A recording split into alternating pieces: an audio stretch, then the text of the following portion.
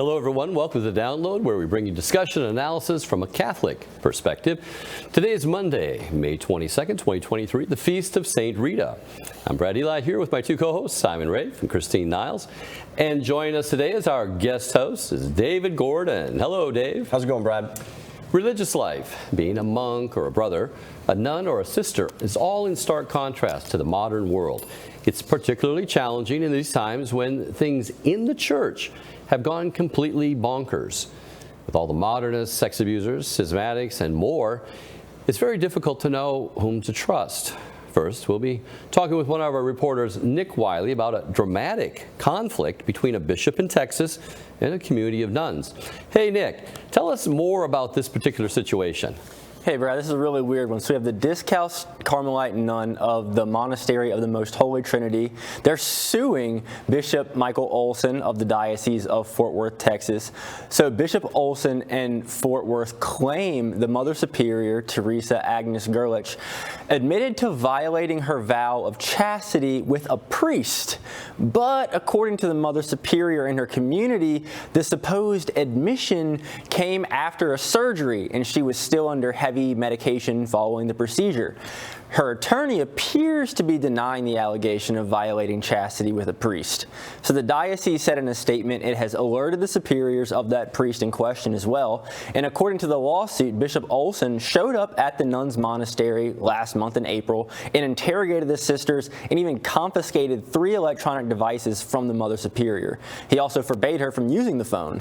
So the sisters say Olson's behavior and that of the diocese violated their canonical rights as a religious community and their civil rights. So their attorney for the sisters said, quote, "Our position is the monastery is an autonomous religious entity that, per the order's constitution and rules and the church's canon law, as well as the Korans, only answers to the Vatican and the Holy See." So they don't have to talk to the bishop in all these circumstances. They're their own, they're their own place by themselves. They have autonomy over everything.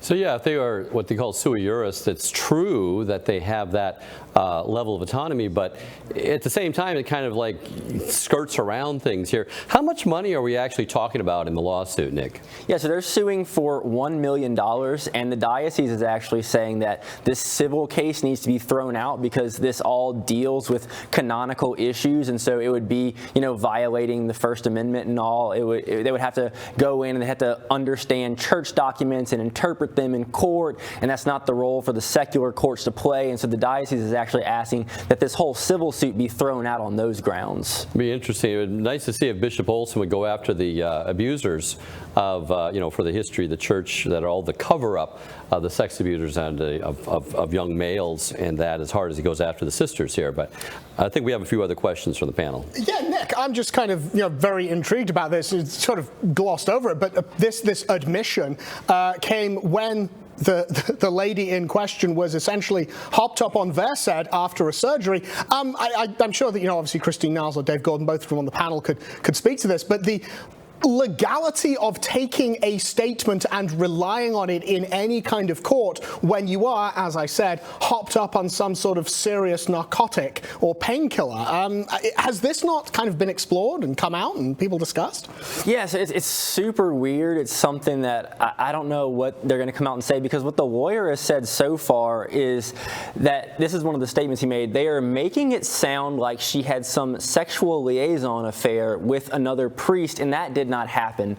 But what does that mean? Does that mean, is that an admission to maybe she did it one time, but they're not having this ongoing thing? Well, I don't know what he's necessarily trying to say, because there's no like outright denial of anything ever happening to my knowledge, and so it's kind of weird. So I don't know if the bishop if he's right or if he's wrong, and if it came out under these circumstances, it's still a grave sin. Like they say that they're charging her with a sin against the 6th commandment, against her chastity, and so the church does need to investigate investigate, and that's what the diocese is saying it's doing by doing some of these things that, they're claiming are oversteps, taking electronic devices, going in, interrogating and all that. But some kind of looking into this does need to occur, because when it's dealing with a priest and a nun violating the vows that they took, it's a serious matter, whatever circumstance it came out under. But yeah, it's very weird that they haven't outright denied it or made a real strong claim about what happened. Yeah, that's my question as well. First, a couple of points of clarification. Even if they are a religious community sui juris that reports directly to Rome, they are only operating in the Fort Worth Diocese at the bishop's pleasure and permission. So in one sense, yes, they're independent from him, but at the same time, it's through his permission that they're there at all. So again, his jurisdiction is a little bit, we're not quite clear on that. Secondly, I think you raise a very good point, because Bishop Olson issued a statement saying there was an allegation that she violated the sixth commandment with a priest. Very bald assertion. He launched an investigation, confiscating her phone and everything like that was part of that investigation, probably to see if there were text messages and conversations with this particular priest. I would think, now I have not had a chance to look at the legal filings, so I don't know all the ins and outs and exactly what the claims are, but it doesn't sound to me like she's suing him for defamation, which is exactly what I would do if the story was not true at all. That's the very first thing I would do, is I would sue the pants off of you for defamation. But it doesn't sound like that's what she's doing. It sounds like it's more intentional infliction of emotional distress because of the way he came in and bullied them and caused this like emotional trauma to them. So it's kind of it's an interesting case. And it sounds a little bit procedural in a lot of regards, just like you said, Christine. I'm wondering if there's other corroborating evidence that the bishop would have about these allegations that would make him look into it in such a draconian way. Yeah, and so they have the name of a priest, supposedly. They said that they sent things to his superiors, letting them know. And so it's not like, she just allegedly said that she slept with a priest. There was a named priest, apparently, because they're letting his superiors know that it happened. But I think that one of the big things is that, he went there out of the blue, and he's interrogating them, taking them off kind of by themselves to talk to them, asking these questions. And he also, what he did was he took away their weekday mass, which is one thing that they're definitely very upset about. It's part of the Carmelite charism to go to mass every single day, and they've only been able to have mass on Sundays. He told all the priests of the diocese they could not go there. They actually have not had a confessor there either, so they haven't been able to go to their confessions. And that's the biggest thing, I think, is what they're really going after with the suing, as opposed to the claims itself. It's more what they're doing with taking away their charism in different ways.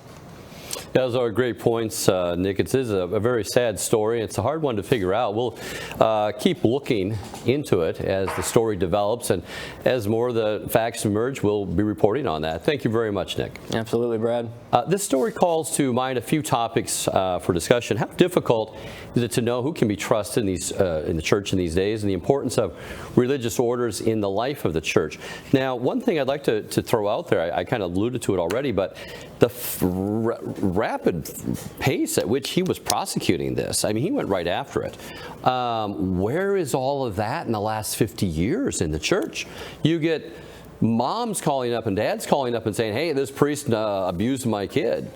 Oh, we'll pay you some hush money, and we'll go to Kenora, and we'll put the law, and they'll put all of the red tape up. Oh, we're not talking to you, we're not returning your phone call, and on and on and on. And then more people report more, and they'll move the priest and all this.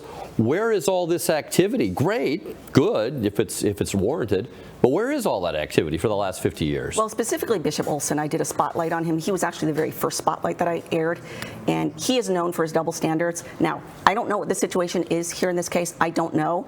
Maybe she had this relationship, I don't know. And I have no doubt, too, that he did come in and he was very heavy-handed and used these very strong bullying tactics, because that's just what he's known for. But he's also known for a double standard. What I covered in my spotlight was that there were two priests in his diocese. One of them, Father Richard Kirkham, went to Father Stephen Iverson, who was allegedly having an affair with a married woman in his parish. Father Kirkham wrote him a letter, met with him saying, hey, you got to stop this.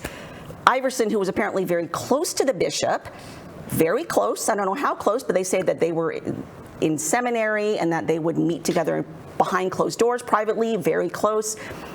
Apparently, Bishop Olson punished the whistleblower, Father Kirkham, and did nothing to Iverson. So again, double standard. Someone taking part in very scandalous behavior at his parish, and yet he's not punished, but this guy is. So he's a bad bishop, we know that. And why is he not coming down on other abuse allegations happening in his diocese involving other priests, and yet he's going really hard after these nuns? The other thing on him that was very well known is his advanced directives, these Texas Advanced Directives Act, ta-da, and he was going after, he was pushing this from 2017 forward. What does this do? It puts the decisions of your end of life into the hands of doctors who are able to then go ahead and euthanize you or sedate you to death or to withhold food and whatever.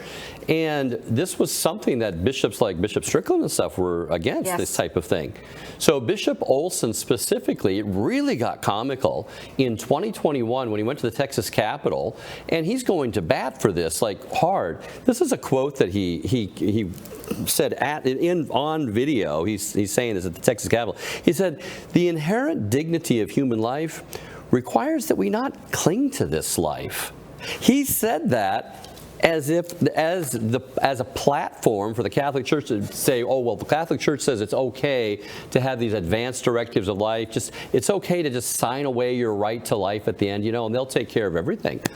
And we were like, what in the world? He compared it to transgender surgery and some crazy stuff. It was awful. Weird stuff. I did a lot of reporting on the Texas Advanced Directives Act as well, and it's considered the worst law in the nation. It strips the patient of his rights.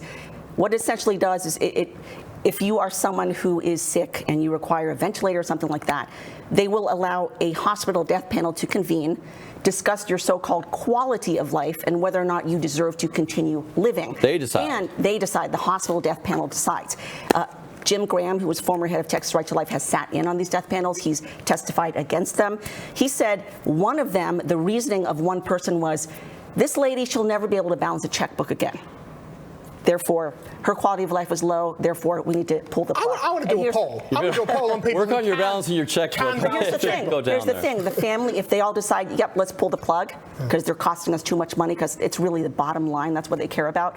The family only has 10 days to find another hospital to transfer the patient. 10 days is no amount of time at all. Bishop Olson is the one who spearheaded the entire initiative to support TADA. Well, look, some of these bishops, and they're going to get stuff wrong every once in a while. That's to be human, especially things where it's the application of the deposit of faith to a specific set of facts. And that's why, we have the entire magisterium, the entire College of Bishops, and the Pope to kind of confirm his brethren and to make sure that we don't have these basically wide-ranging applications of the deposit of faith in an erroneous way. But going back to the sex abuse allegations and the disparate way these things have been handled, it's really difficult. And I say this, trying to extend charity and understanding to our leaders in the church. It is very difficult sometimes to handle certain things, especially when the public is peeping on, because sometimes the privacy and fact patterns in a certain case are going to be such that you can't make everything known publicly. So what your actions are as a leader are going to be judged, and possibly because of the private nature of some pertinent facts, maybe judged more harshly than they ought to be. Perhaps in the previous cases, where it seems to be that we are blaming the whistleblower, that there was some circumstance that made him seem like a villain in that case when he perhaps was not. And in this case, I think he should be commended for going after this fiercely. We do need to root out violations of chastity in consecrated life, in priestly life. These things should be attacked fiercely. There's no place for them in the church. So I'm glad he's doing that. And the fact that he's doing that in this case makes me wonder if perhaps in other cases when we've maybe been judging him more harshly, that there's some extenuating circumstance that we just don't know about. As far as the Kirkham case, as far as I know, there were no extenuating circumstances because he was sued in both canonical courts and civil courts, and so all the facts came out, and the bishop would have had a chance to respond to all those facts. He did not respond to them, and so in that case, it really was a double standard. Yeah, well, or I think there's another way of looking at it to kind of bring both of those positions together. Is certainly that you look at this now, and obviously he's reacting in a manner that the nuns are saying is quite heavy-handed. You came in, you took the electronic devices, you've said that we can't have confession, we can't have mass. Okay. The allegation is that one of you had sex with a priest. So maybe I'm going to stop priests from going there until I can get my hands around this. The first thing that the police would do in the case of some sort of sexual impropriety, sexual crime, would be to take electronic devices and say, okay, I'm seizing these things. Now, obviously, the police have certain rules and laws that they're permitted to do so via the coercive power of the state in order to take that to gather information. When you are a member of an institute of religious life, a religious order, okay, you've placed yourself under the church. Well, as you said, Christine, Bishop Olson he's it. He is the man in that geographical area to decide these things. With regard to what he's done before, yeah, I mean, as you say, Christine, it's kind of like, yeah, he's not done the right thing, but he is maybe doing the right thing now. Even though it does seem very heavy-handed, it's like you've got the allegation that people are violating one of the Ten Commandments and violating it in a way that's like particularly egregious. You're violating it with... You've got somebody who's sworn to chastity violating the sixth commandment with someone else who's sworn to chastity. This isn't like two lay people having an affair and okay, that's a bad thing and it's very serious and it's a mortal sin. But does it strike right at the heart of what the church is trying to do with its clergy and consecrated? It makes sense to stop priests, to stop mass. What is the insinuation that this bishop just has it in for the sacred liturgy? That he just doesn't want them to have daily mass? It makes sense until you find out what's gone wrong, where we have a consecrated person accused of having sexual liaisons with a priest. I think it's fair to be like, we're going to pull back until we see if there's some odd libidinous culture that's, Also, we don't know who the priest is. The priest could have been the priest who is going there to offer mass each week, which is what I don't know if it is, but that's certainly, we haven't been told. That makes sense. I encourage people to watch the Spotlight. It's called Unfit for Office because it really provides a lot of context about Bishop Olson. Regardless of whether or not he's doing the right thing here or not. He is known for being a bully. He has called his flock nasty, and merely sheep. There were literally more than 1,500 letters written to the Vatican asking that they launch an investigation into this person, asking they oust him. There was an anonymous survey of clergy. Most of the clergy do not want Bishop Olson because of his heavy-handed tactics, and this is one of the things we reported on. He talked about wanting to murder and torture a priest, and he admitted this to a woman who's considered his second mother. She's on camera saying, he told me that. Now, this is the woman who kind of raised him, not his real mother, but so close to him that he would say these things to her. Very sweet woman, but she said he needs some help. He said he wanted to murder and torture this priest, and he had to confess to me that he has homosexual attractions and all this stuff. And when we reported on that, what did he do? He threw her under the bus. He claimed that she was old and mentally unstable, which she's not. She's very sharp. But the point is, there's a lot of context here about the character and person of Bishop Olson. Having said that, that does not mean he's wrong in this case. And I think another really important point, too, is that just because they are an Orthodox religious order, it seems like the Discalced Carmelite Nuns here are, and I love the Discalced Carmelites. They're my favorite in the world. But that is no guarantee that they are pure and that they're holy and that they're good. We know this. The other pattern that established itself in the last 50 years is that bishops are so ready to go after whoever is presented as Orthodox or traditional. They do go after them in a heavier-handed way, in a quicker way, more rapid, one strike you're out type of thing. Whereas people who are in the system, who maybe know too much, who maybe collateral damage can be, who are too bad in the diocese, they let go for a long time because if you step on this guy's toes, he's going to blow blow up half your clergy because he knows where all the bodies are buried. Whereas that one-off, and this is a pattern. I mean, it's been across for decades that they will go after. And once again, it's not to say that this particular person in this particular religious order is innocent by any means, but at the same time, you're going to see rapid fire authority when it comes to traditional priests and also traditional clergy, far more, and easily proven, far more than you will when they are way out there. I'll say this, it certainly seems to be that way in many cases. If you look at Monsignor Grinder, you know, kind of just silently rehabilitating him, it does seem that way. I'd like to see some statistics on that, and obviously that sometimes what you'd like and what's, you know, humanly feasible are two different things, but I'd like to see if that's actually borne out by the statistics. Anecdotally, though, it seems that you're right. See, the problem with that, and I agree 100%, you want the statistics, but what constitutes, if you're going to say, okay, this group of people that we're calling traditionalists and this group of people that we're saying are, I guess, not traditionalists, liberals, whatever. I mean, maybe that's a third group. Maybe there's a bunch in the middle or something. But it's like, okay, what measurable metric do you put up against this? And that, and this isn't to say, again, anecdotally certainly seems that way. But if you want actually statistics, you need a measurable metric of what constitutes to put you in this group and what constitutes to put you in that group. Well, that's an easier one to getting the actual statistics could be hard. But looking at, you know, who's traditional, Orthodox, whatever. If you have a group that's wearing their habits, they're having mass every day, confession offered every day, you know, traditional, not necessarily traditional in the sense of Latin, but they're chanting their mass and prayers every day. They're living all the elements of religious life. Then they are going to be seen as more of what you would categorize as a I don't know, conservative or traditional community, not necessarily saying that they have a Latin Tridentine Mass there, versus people who don't wear their habits, who don't have common life, who are all off doing Greenpeace things and touching rainbows, you know. But the problem with all of this is this trust issue. You don't have trust, and that trust has been eroded for 50 years, and you got bad actors in the clergy and you got bad actors in religious, and it's only the clergy and religious who are supposed to be our signposts of holiness and our anchors out there for trust. And when you break up this particular action right here, not saying that Olson's wrong or that the sisters are wrong, but the particular action itself, you don't think that's caused trust issues? When I'm sorry, we can't have Mass because Mother Superior, you know, might have had relations with the priest.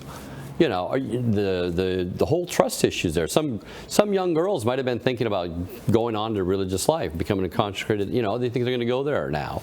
The same thing with regard to priests. I mean, when you have these abuse going on in the seminaries and all this word comes out, see, good seminarians are saying, well, or vocations of the priesthood, where can we go to study for the priesthood? We don't have to worry about being molested. And speaking about these traditional orders or communities not necessarily producing holy, good people, we just did a report on a massive trial that's starting today in the Vendée in France involving an SSPX priest, Society of St. Pius X, a priest of more than 30 years, who is being charged with abusing 27 children over the course of 25 years. And the worst part of it is that his superiors allegedly knew from the very beginning, and they never reported this to law enforcement. Now, does that surprise me? No, because this is the modus operandi of the SSPX. They never go to law enforcement except in recent years when they've been called out. So, and as we know, we've done extensive reporting on traditional clergy who've been guilty of abuse. So there's no guarantee that just because it's traditional, therefore your children are safe. Well, the sign value is there, and you can't even trust your own senses, your own signs. I mean, they can be chanting this and chanting that, and wearing this and wearing that. Perfect clerics, even Catholics, and you know. Can't trust them. This particular case, with this particular fact pattern, though, seems to have indicia of reliability. Number one, under the embarrassment principle, bishops don't like to blemish the church, and that was so much of the cover-up that we heard from, you know, the homopredation scandals that took place with priests and altar boys, and homosexual relationships between priests were covered up in the name of keeping blemishes off the church in the public eye and keeping people's faith in the church. The fact that this is being litigated, that it's more of a public nature now, that the bishop was so heavy-handed when he had to understand that this was going to maybe blow up and become somewhat of a spectacle means that he, who is privy to facts that just the general public is not privy to, he thinks that there is something there. And let's face it, I've had teeth pulled before. I've gotten laughing gas. Actually, my wife was in the room one of the times. I'm not confessing to extramarital affairs because I'm not having them. It's one thing to kind of babble in a crazy way. It's another thing to be spouting, oh yes, I did this with this person maybe on this date. That seems somewhat reliable. The weak nature of the denials, the fact that it is all rooted in procedure. It's not like some defamation thing or I'm being falsely accused. It's you took my phone and you don't have the right to do that because you have no authority over my personal property and my personal items.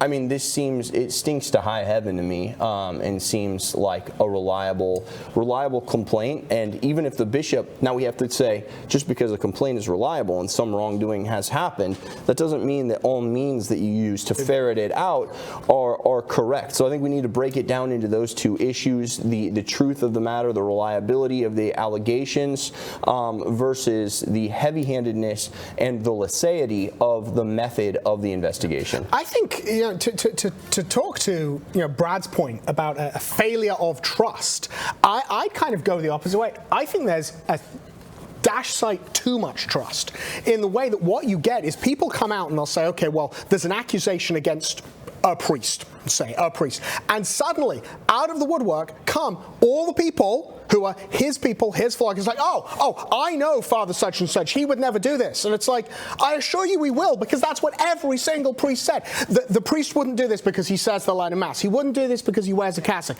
He wouldn't do this because he's. I don't even know what holy means. I know.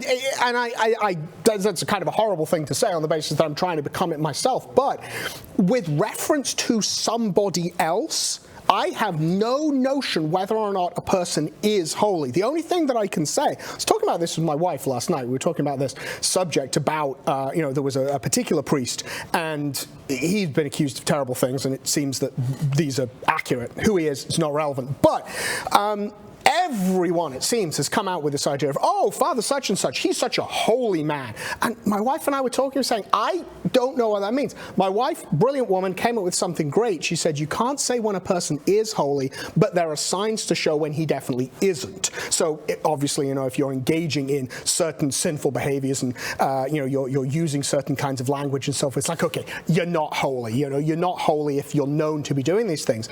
But you could be going through all the motions. You could be saying the Latin Mass. You could be wearing a cassock. You could be saying, your office in Latin. You could be making a holy hour. You could be, some celebrity priest out there, and you're producing the very best series on Scripture or the Eucharist or, retreats or what have you. But it's no indication that you're personally holy. And that, again, there's a dash site, too much trust that just because somebody happens to say the right things, they're like, an apostle. Remember, Judas was one of them. That response drives me absolutely nuts, because as you know, this is what I specialize in, is exposing bad clergy, whether you're Novus Ordo, traditionalist, whatever. And I always get that response, no matter who it is, doesn't matter. You always get the people who come out and say, oh, but that priest is so holy, there's no way he could do that. For instance, the case of Father James Jackson, FSSP, Priestly Fraternity of St. Peter. He was a very big deal in the whole traditionalist world. He was rector of the FSSP seminary in Nebraska, and wrote books on the traditional Latin Mass and was doing interviews. Very big deal. And oh my goodness, I couldn't believe the responses from people saying there is no way he could do this. He is so holy. I think it was the producer of Mass of the Ages, which is that traditional. Yep. He had interviewed Father, and he said, based on spending just like an hour or so with him, there's no way he's innocent because I spent an hour with him and he's so holy. And the guy's been arrested twice for the worst in the world. And he has never, ever come out and said, I'm innocent, not once. Didn't he allegedly download and upload? Allegedly download it while he was on probation. Yes. Yes, so he was actually on probation. That's why he was arrested a second time. And he even admitted in court, he admitted to the shock of the judge that second time, the government has probable cause to prove that I did indeed possess. I mean, how much clearer do you have to get? And people are still in denial. You guys, you know I have firsthand experience with this, and you can corroborate this. I mean, you saw my resume when I came in. I came in as working as an RCIA director at a very large parish under a priest that we covered was engaging in these homosexual scandals. Craig Harrison. And I worked for him, you know, had meetings with him frequently as part of my duties. And when all this blew up, you could see the booster signs on people's lawns, like, I believe Craig Harrison, because he's like a local celebrity. Such a fan club. And, you know, being there, I didn't get a whiff of any of that ever, personally, I must say. But it's like, you have to put that aside. Put aside your personal liking for someone. And it's, if you have 10 people coming to you that are reporting a story with a similar fact pattern, a similar modus operandi, and you're saying, you know, they're independent of one another, and they're saying he did this, and this is his method for kind of grooming people, it's like, well, that's too coincidental. That's like a 1,000,000,000 to 1 chance that these people all just made that up. But I saw the cult of personality, and I saw the gushing fanboys in Bakersfield, California, being like, he would never do that. Like, why? Because you like his sermons? Yeah. That doesn't make sense. He filed 3 defamation lawsuits. He lost all of them. Simon brought up a good point about that discernment. I've seen it with priests in different venues, in different ways, but also laity. And when you're talking about I've discerned this, or I've discerned that, or whatever, that's like a supernatural gift from God. I mean, you're like a Padre Pio or maybe a John Vianney who can actually read hearts and that, where, no, you don't have that. That's a charism. That's not just you being a good poker player and kind of looking things over. So that whole thing, people trust their own judgment way, way too much. But you know, there has been historically a certain rub between religious orders and diocesan priests and bishops, and it revolved around well, they didn't have seminaries until the 1500s. Then, so you have a priest who is involved in hatch, match, and dispatch, you know, baptize and marry and last rites. And that's what they're doing there. And they're working their butt off trying to get, you know, the sheep into heaven and stuff. Well, they're not always seen as the holy, you know. They're not always seen, you know, they're not there chanting their office in choir, and they're not having all the time to put all the Christmas decorations up and have all that extra time to chat with the laity when they're coming and all this. So there was oftentimes they had the libraries, you know, Padua and these great universities. It all revolved around the monasteries, and they had the books, and they had all the scriptorium, and they had all that time for passing it on in community.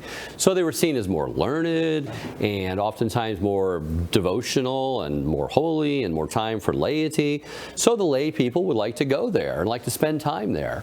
One, because they have more friars or sisters there they could talk with, you know, and all this. So there was always a certain jealousy and certain rub, not always, but there was a certain theme of that throughout the centuries. And then it came down to money. I mean, if you're going there and supporting this monastery or convent, you're not supporting your local diocesan parishes. And there was a problem there with that. Not all bishops had a problem with that, but a lot of bishops, when their new community comes into their diocese, the first thing they're looking at is, oh, wait a minute, if they're all going to support you, then how are they going to support all of my parishes that I have to keep going? And so there is a certain tendency to have a certain, not to say in this particular one, Olson had a problem with the convent getting all the supporter money. I don't know if that's the case or not. But there is a certain tension that has been prevalent throughout the ages between dioceses and religious orders. And I just want to throw that out there, too, because that often comes down to money. I think in this discussion of religious orders, we need to talk also this overview of the mass exodus of so many people leaving religious orders since 1967. I have a few really shocking statistics. And in fact, Pope Paul VI said this was the heaviest cross he had to bear during his pontificate, was the mass exodus of so many monks, nuns, brothers, sisters leaving their religious orders. The Institutes of Consecrated Life, that means all of the religious orders combined, declined from 256,000 in 1967 to 162,000 in 2014. For Society's Apostolic Life, which has a priestly element in it, that membership declined from 25,000 religious in 1967 to 14,000 in 2014. So those represent a 37% drop and then a 45% drop, respectively. If you look at the Jesuits, which right now comprise the largest male religious order in the world, the Jesuits and the Franciscans together by themselves represented almost a quarter of all religious in the world. And they have declined about more than half since then to now. I mean, it's a shocking number. Why? People have racked their brains. Why have so many people left religious orders? Oh, there's a lot of, there's lots of reasons. I think we need to look at the elephant in the room on this one. The elephant in the room on this one, and I need to get this in before Dave gets in on this one, is that, okay, so you traditionally, way back in the day, religious orders and priesthood and stuff was for second and third sons. That's what it was for. It was for second and third sons. Most people aren't having second and third sons. That's the problem. There are not the laity to populate these groups. I think that's the first thing. It is a complete failure and decline of family life. This is not a thing that the Catholic laity as a group can sit there and go, oh yeah, that's the fault of the religious life. That's the fault of the bishops and the priests and the Pope and da-da-da-da-da. It's a fault of that. No, it's a fault of the fact that there aren't second and third sons. There aren't second and third daughters. What mother wants to go, oh yes, my only son, I had a boy and a girl and that's it, I've got a boy, a girl, 3 abortions and a dog, and he's gone off to be a priest. I don't get grandkids. Well, okay, you don't get grandkids because you chose. And we're not talking about people who can't have kids. I'm one of them. We're talking about people who've chosen to engage in contraceptive behavior, who've chosen to deliberately stymie that. And that's the failure. I think if you look at those numbers alongside the use of contraception, the number of children in the family, et cetera, all of that stuff, the decline of marriage, the decline of people having children, you will see that they will track. I think that explains most of it. Definitely that. Also just a larger trend towards secularization, which was part of the impetus for calling the Second Vatican Council. I think in traditionalist quarters, a lot of the time, people look at the drop-off in the post-conciliar years of vocations, of calls to the consecrated life, and they're like, it's the council to blame. But actually, the council was a response to a secularizing culture and to that trajectory. And as a matter of fact, Pius XII, in some of his writings, had actually been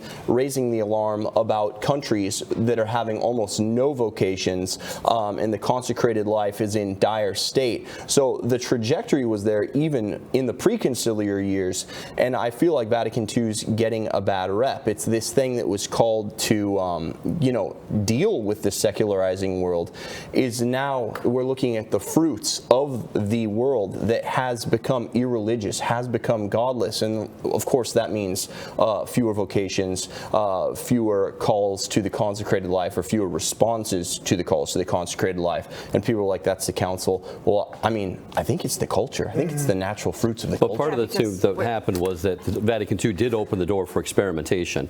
And the experimentation was maybe with good intention about how to renew consecrated life. Of course it was with that intention. But the upshot of it was they got away from the essential elements. Those essential elements of praying in community charism, back to your founder, wearing your habit, all of those things that were identified later on by John Paul II, who closed the door on the experimentation period in the 90s and said, we got to stop doing this. Get back to the essential elements of religious life. I think that was even the Apostolic Letter was titled that. And he just went right down the list of all the things that you would say, well, yeah, don't they do that? No. This sister's living on her own property, and this sister's living in her little apartment, and everybody's got their own little TV in their own little cell. They used to call them cells back then. And everybody's watching their own show. I mean, I was talking with religious back in the day, and they said, this is what's going on in the front, even in when they don't have homosexual problems and all this stuff going on top of all of that, the infiltration of homosexual network into these places. But when they got away from the essential elements and the religious vocation, you're no longer sign value of sacrifice and consecrated, laying down my life, that habit and everything, that wasn't being worn. It wasn't that whole persona of putting on Christ, and then laying down your life was missing. Right or wrong, good or bad, Vatican II or not, after Vatican II, that's when the experimentation period started. So once that started happening, then you get the wave 2 of that. You're losing all the teaching sisters in America specifically here. So you're losing all that free teacher status with all those wonderful nuns in habit who were just calling all these people to religious life because they were just living it themselves all the way up into their 80s when they couldn't hardly even teach anymore. Once you lose all of those, you get some secular person who may or may not even be Catholic sitting there teaching the program. Well, let's see, what do I got to teach today? well, yeah, real presence. Well, if you want to believe this, this is what the Catholic Church teaches. Okay, class dismissed. And there was no sign value there anymore. So now you've lost whole generations of young kids who could have come in. So there is a little bit of a, caveat drop, catch-22 to all that. As we know, I think there's so many different reasons why religious orders are in decline. Many, you've named some of them here. We really need, because we've spent hundreds of hours talking about the bishops, right? We know that there's some revolutionary elements in the clergy, bad priests, bad homilies, people who are not inspiring children, to join the priesthood or the religion. We know all that. But where do they come from? They come from bad families. They come from families that don't have a problem with contraception. They're, like you said, secularization. We need strong, faithful Catholic families to raise these little children so they grow up inspired to join these vocations. And we also know that this crisis of lax religious orders isn't unique to our time. Why do we have the Discalced Carmelites? It's because St. Teresa of Avila came along, a saint, and she had to reform the Carmelites of the ancient observance, which had grown extremely lax in her days, very, very bad. They weren't obeying or observing the order. People were, money coming in, visitors, all sorts of things. She came in, very strong-willed, strong woman, came in and completely reformed everything in the face of a great deal of backlash. The sisters were not happy about it, the nuns, But she was a saint. She did it. It's why, and this was way back many, many centuries ago. So what we need strong Catholic families to raise up saints who will go in and help either reform these orders or found their own religious orders that are faithful and strong. Yeah, well, so Simon, you were about numbers there, but the same reason that I'm only going to have 2 children and a dog or whatever is the same reason I wouldn't be projecting that strong Catholic identity to my kids. Yeah. So it's a both from the same thing. I don't have a strong Catholic identity to pass on, so I'm going to have fewer children, and the ones I do have aren't going to be formed very well in the faith. The idea that I was just thinking about that. I remember reading a little bit about that in Teresa of Avila's time. And we just went through the movie Nefarious and how the devil works, the whole screw tape letters and all this type of stuff. And you tempt a bad man with bad things, you tempt a good man with good things. And back in the day with the sisters there, a lot of it, the ladies just loved to come. And they just loved the little sisters, can we just talk with sister so-and-so? And, oh, let's have some tea and crumpets. Well, I'm kind of missing my prayer time. And, oh, here, have some more cake, and I'd like to talk with you some more. And, oh, here, by the way, this is just for you. Just take this. So, all of this is violations of their poverty and, obedience and their prayer life and distraction and all this. But it was all such a wonderful thing. The ladies would just love to come in and chat it up. And these ladies no longer had, the sisters no longer had this solid laying down of life. They sit in, 2 hours of just gabbing away, gossiping about everything, catching up on the news, and not having their time for prayer, and then having all my special little gifts and my little trinkets and crumpets and all my little, munchies in my cell and all this stuff, because she said, well, it's just for you. And it was so interesting that can be a vehicle, all this wonderful good stuff, by which you can decline an order and erode that order. And some of that stuff is what Teresa of Avila was pushing against back in her day, to try to, cut all that stuff out. So ban crumpets. The devil can get his foot in, even if you have a beautiful, happy little, gabby lady about it with some dainties, I'm down with banning the crumpets. I think, though, no, you're very, very accurate, Brad. I think you're totally right. What needs to happen, I think, for the audience out there watching it, is they need to understand they've got to do something. That every single person out there, I don't care how old you are, what your state in life is, what you are, there's something that you can do. And you know what? Blaming it on the bishops, blaming it on the Second Vatican Council, blaming it on, nuns who've taken off their habits, etc. That is not helping. In fact, it's doing exactly the opposite of helping. It's worse than useless. What you need to be doing is every single person out there, more than likely, I would be willing to probably bet the mortgage on it, that the vast majority of people out there know somebody in their own family who has fallen away from the faith or is lukewarm in the faith. You should be speaking to those people and trying to get them to come back. Not bemoaning it, not saying, oh, the priest needs to say, not going to your bishop and saying, you need to do this with my family. Not any of that. You need to be going to talking to these people and changing their hearts. There's that, of course, Simon, but there's the old expression, and an ounce of prevention's worth a pound of cure. Yep. And ultimately, that is a remedy for families that have already let kids drift away through poor formation, through bad catechesis, through a lack of evangelization, through parents defaulting on their duty to be primary educators of their children. It's like... You just described the entirety of the Catholic laity in 2023. Yeah, no, of course. And, you know, it's funny, as especially somebody who's been involved in, you know, church ministry, parish ministry, yada, yada, people come up and it's like, well, okay, my son's been living in a gay relationship for the last 23 years. He also is an atheist. He hates God and he attends Black Mass weekly. Now, what Scott Hahn book do I need to send him to get him to come back to the faith? And honestly, here's the answer. And it's not going to be pleasant. I'm just going to be real for a second. You need to invent a time machine and go back in time, like maybe 30 years, and find out what horrible thing went wrong in your family life that you failed to do, and you need to undo it. Aside from that, what you can do is apologize for failing as a parent. And it is. There has to be some ownership of it when your kids fall away. And we have to mirror the prayer of Christ here, reflect the prayer of Christ, which let none that you have given me you know, essentially be lost. And that's our calling as a parent. And there is no Scott Hahn book. There's a time machine, and at the present day, there's an apology and saying, look, I failed as a parent to do this thing. And that's the cure. The prevention is have a giant family, teach them all well, and love them, because your teaching will all be hollow if you do not love your kids and love them in a visible way, in an affective way. And just to encourage those parents out there who may be in that situation, maybe they did, because I have spoken to people like that. Oh, said, you know what, yeah. I was wrong in the way I raised my kids. I led a bad life. You know, it's my fault. They recognize it and they say, you know, and they've turned out really bad. What can I do? Don't lose hope, because we know real life stories. At this point, you have to pray. You have to really pray, and you have to sacrifice. Don't forget the sacrifice. Pray the rosary every day. But as we know, for instance, the case of Michael Voris, his mother offered her life to God. She said, God, do whatever you need to do to me, but just save the souls of my two sons. God accepted that sacrifice. She was afflicted with cancer, and it was through that sacrifice. And she did suffer over that, but over the course of 2 years or so. Michael came back to the faith. I mean, listen, God will hear the prayer. It's never, ever too late. Never too late. There's a message of hope here. You may have made mistakes in the past. God will listen to your prayers. Don't give up. Pray and sacrifice. Yeah, the religious take the vows of poverty, chastity, obedience.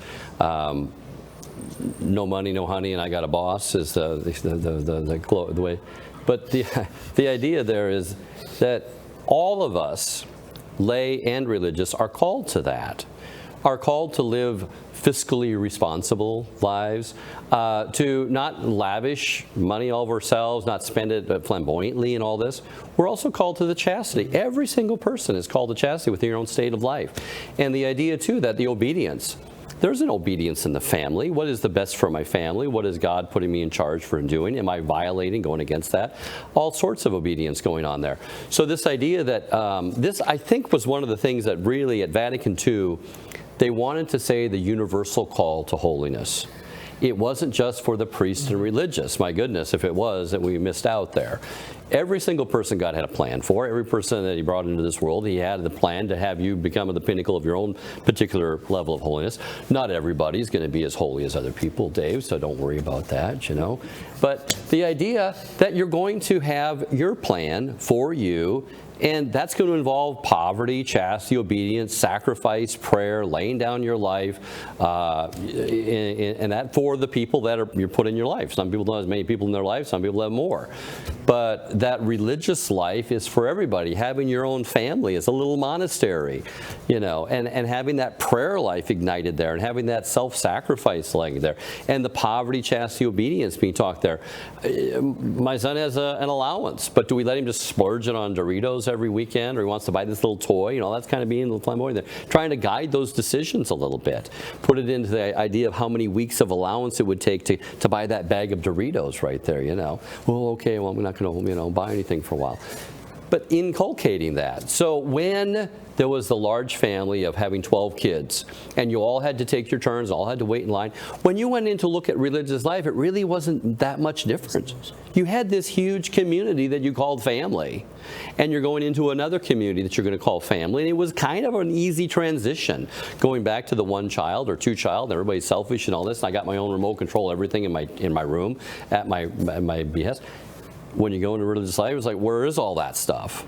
But with large families, everybody knew how you had to sacrifice and patience and lay down your life. Going back to Simon's point earlier about, I think it is important issuing this challenge to those viewers out there, people watching the show.